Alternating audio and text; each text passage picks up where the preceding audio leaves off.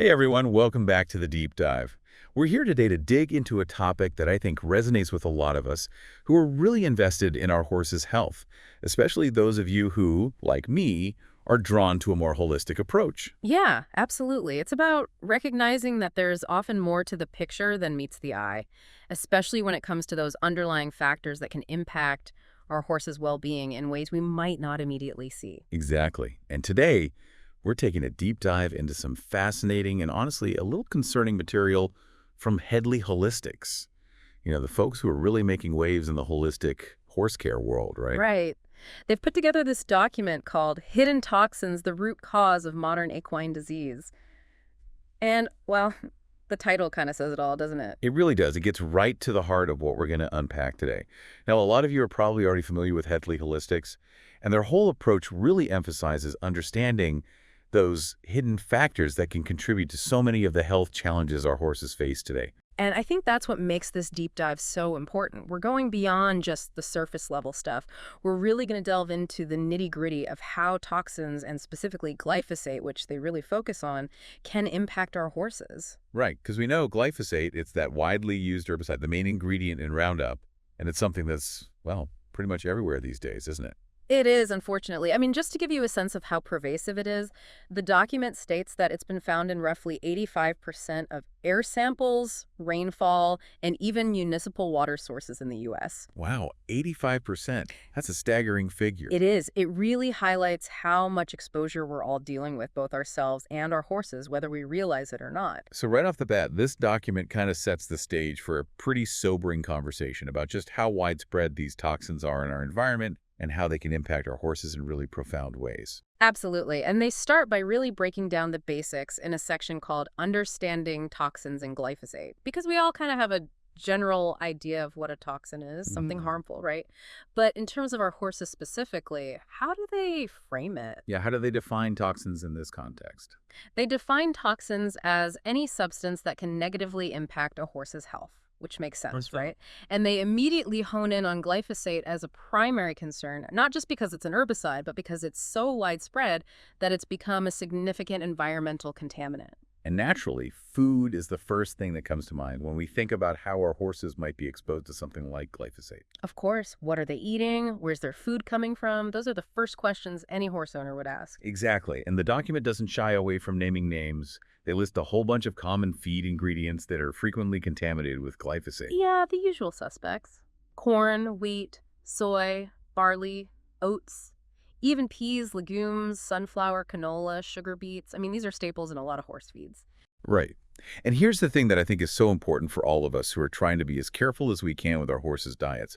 They point out that even if you're opting for non-GMO feed, you're not necessarily in the clear when it comes to glyphosate. That's a really important point. A lot of people think, oh, if it's non-GMO, it must be glyphosate-free, but unfortunately, that's not always the case. Why is that? What's the loophole there? Well, the document explains this practice called pre-harvest desiccation, which is basically where they spray non-GMO crops like wheat, oats, barley with glyphosate right before harvest. This helps dry them out evenly, kill any remaining weeds, and make harvesting easier. So it's all about efficiency. Right. But the problem is when they spray so close to harvest, those high levels of glyphosate residue end up right there on the grain that's going into our horse's feed. So even if you're doing your best to choose non-GMO, you could still be inadvertently exposing your horse to glyphosate unless it's specifically certified organic. Exactly. And I think that's one of the key takeaways here. We really have to be diligent about understanding the sources of our horse's feed and knowing what questions to ask. It's like you need a detective's license just to figure out what's truly in your horse's food. Well, it can feel that way sometimes. But the good news is the more awareness we have, the better choices we can make, right? Absolutely. And it's not just about what they're eating. The document goes on to talk about some other really surprising ways our horses can be exposed to glyphosate and other toxins. Yeah, there are these kind of like sneaky pathways that we might not even think about. For example, they talk about ethanol production, which is a huge industry, and how it contributes to the release of aerosolized toxins through car emissions and even airplane exhaust. So it's literally in the air we breathe. And they even mention how some recent modifications to airplane fuel have started, including aluminum, which is pretty concerning, to say the least. It's literally raining toxins down on us. It's kind of overwhelming when you start to think about how many different angles this comes from. It is, but I think it's important to acknowledge that because the more we understand the full scope of the issue, the better equipped we are to address it. Absolutely. And the document also does a really interesting job of placing this whole conversation about glyphosate in a historical context, mentioning some of those older toxins like DDT and Agent Orange that we've, thankfully moved away from. Yeah, I thought that was a really insightful point. It's like we're always looking for solutions, right? Whether it's for pest control or weed control, but it's a reminder that we need to be really careful about the unintended consequences of those solutions. Right.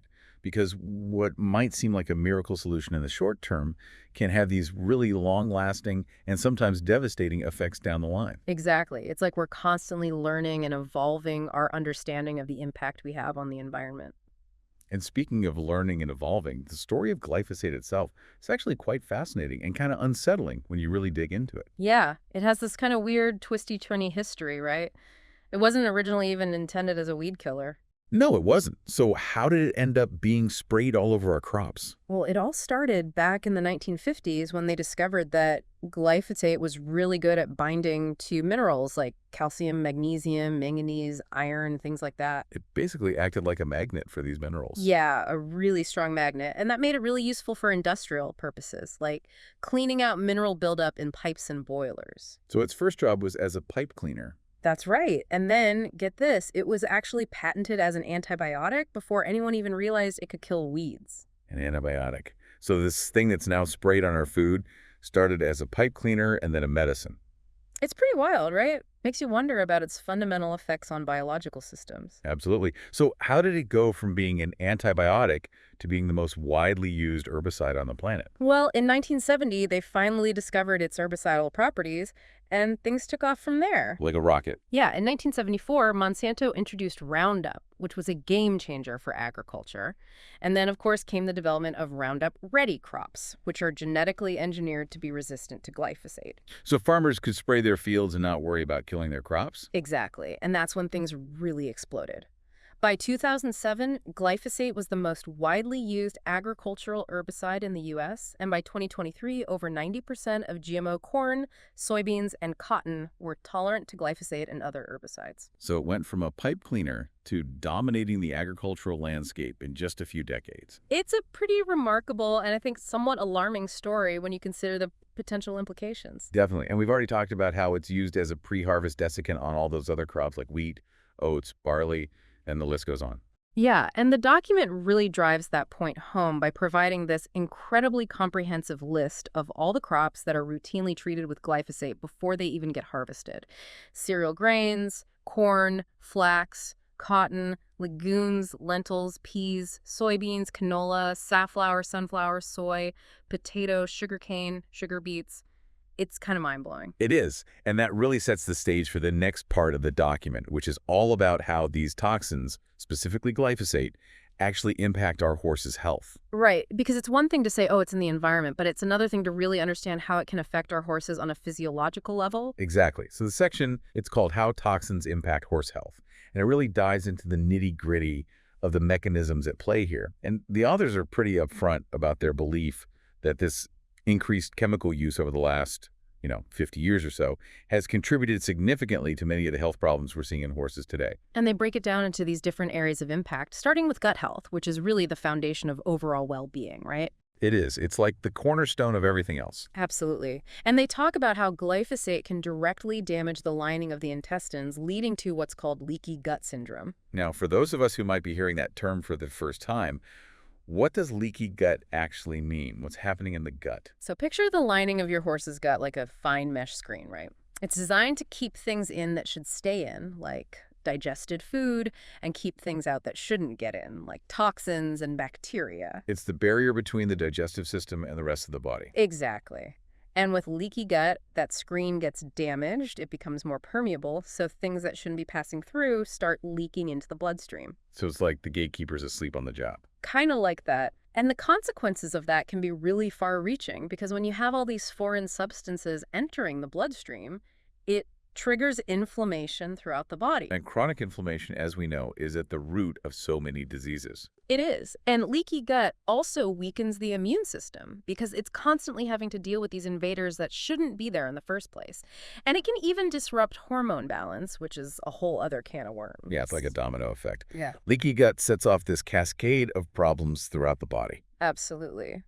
And a compromised gut also means your horse can't absorb nutrients properly, which is crucial for every aspect of their health. Right, because if they can't absorb the nutrients from their food, it doesn't matter how much good stuff you're feeding them. Exactly. And they specifically mention a concern about increased iron absorption in the hindgut, which they think might be contributing to the rising cases of iron overload in horses. Iron overload, that's not something I hear a lot about. It's becoming more common, though, and it's a serious condition. Mm-hmm. And they suggest that leaky gut could be playing a role because it disrupts that delicate balance of mineral absorption. That's fascinating. It really shows how interconnected everything is. It really does. And then there's the whole issue of glyphosate being an antibiotic, which we talked about earlier. Right, that it was originally patented as an antibiotic. And even in small amounts, it can still have an effect on the delicate balance of bacteria in the gut, which is known as the microbiome. Yeah, the microbiome is like this whole ecosystem of beneficial bacteria that's essential for so many functions, right? It is. It helps digest food, synthesize vitamins, supports the immune system,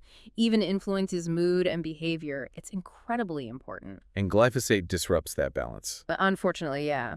It can kill off beneficial bacteria and lead to an imbalance called dysbiosis, which can have a whole range of negative effects. It's like wiping out a whole forest and expecting everything to function normally.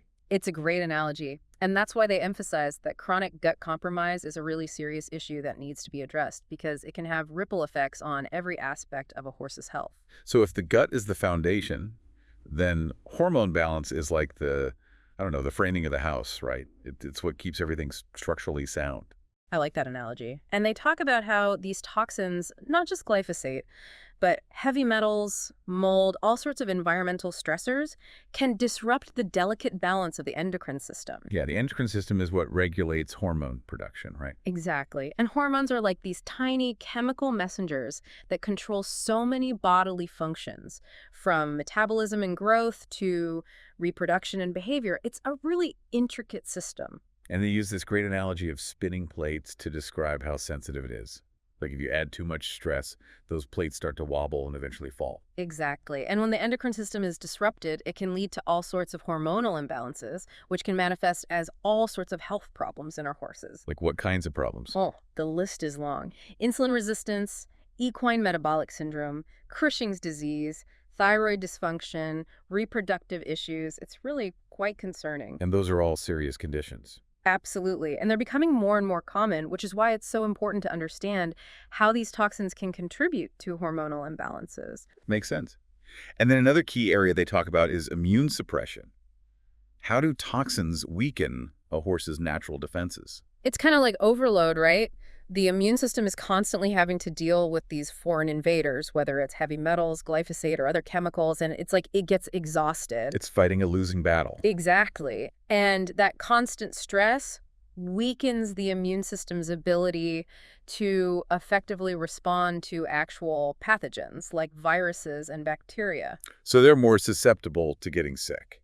Right. And they're also more prone to allergies, and they don't heal as well because their immune system is so compromised. It's like their body's in this constant state of defense and it can't keep up. Exactly. And then there's the issue of chronic health problems that can arise from long-term exposure to these toxins. Right, because it's not just about the immediate effects, it's about the cumulative damage that can occur over time. And they talk about this concept called bioaccumulation, which is basically the buildup of toxins in the body over time. So even if you're only exposed to small amounts, it can add up over time. Right, and they use another great analogy here, comparing it to chipping away at a brick wall. One little chip might not seem like a big deal, but over time, enough chips can weaken the whole structure. And eventually the wall collapses. Exactly. And they talk about how some of the early warning signs that a horse might be experiencing this toxic buildup can be things like recurring hoof problems, dull coat, difficulty shedding properly. Things that you might not necessarily think of as being related to toxicity. Right, but they can be indicators that something deeper is going on.